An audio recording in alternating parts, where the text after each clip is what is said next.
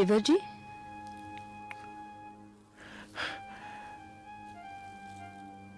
भाभी श्री आप? हाँ, मैंने सोचा बहुत समय बीत चुका है, देखूं तो सही मेरे देवर जी का चित्रांगदा के प्रति क्रोध शांत हुआ या नहीं। भाभी श्री केशव ने मुझे बड़े असमंजस में डाल दिया है।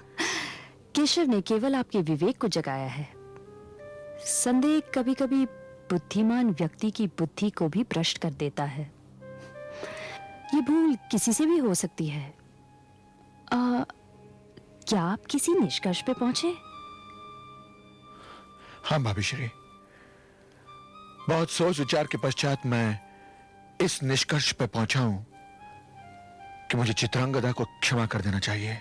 क्या क्या कहा आपने देवर जी? तनिक फिर से तो कहिए।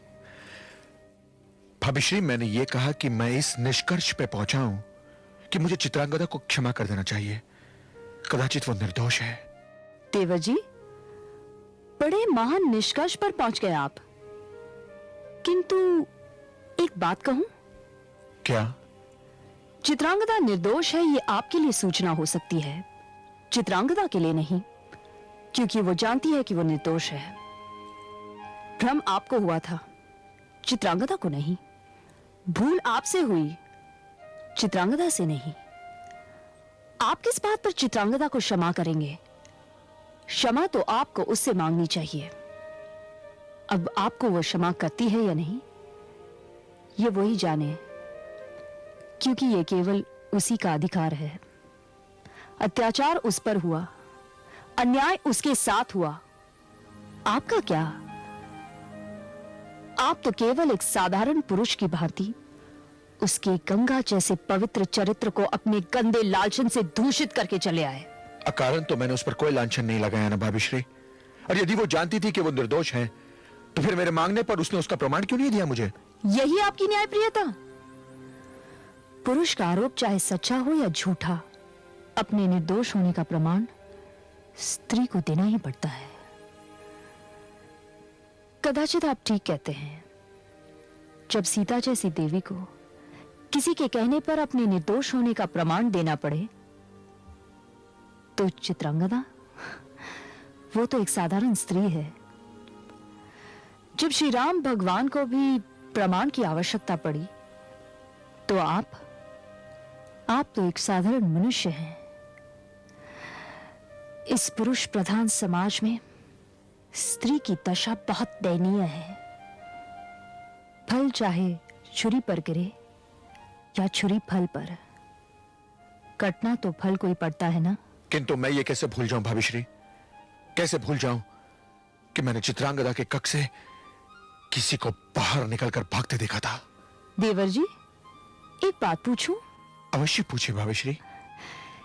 इस समय मैं आपके साथ इस कक्ष में अकेली हूं, और यदि मैं अपना हाथ आपके कंधे पर इस प्रकार धर दूं और कोई ये दृश्य देख ले और केशव से जाकर उल्टी सीधी बात कह दे, तो क्या केशव ये मान जाएंगे कि मेरी निष्ठा में खोट है?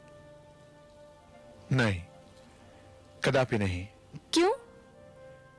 क्योंकि केशव जानते हैं कि आप क्या हैं भाभी श्री। बस यही बात है देवर जी। केशव जानते हैं कि मैं क्या हूं, इसलिए वो मेरी निष्ठा पर संदेह कर ही नहीं सकते। और आप चित्रांगदा को नहीं जानते, इसलिए आपने उसकी निष्ठा पर निसंकोच संदेह किया।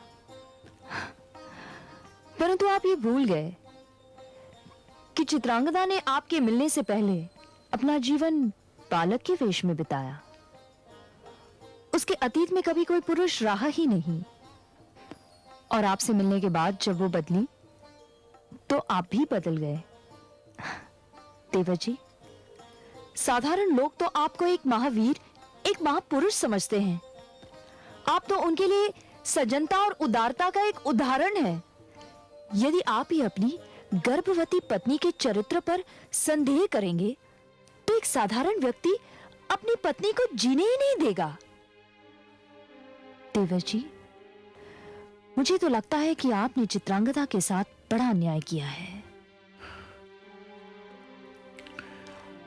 आप सत्य कह रही हैं भाभी श्री, आप सत्य कह रही हैं। मुझसे एक भारी भूल हुई है।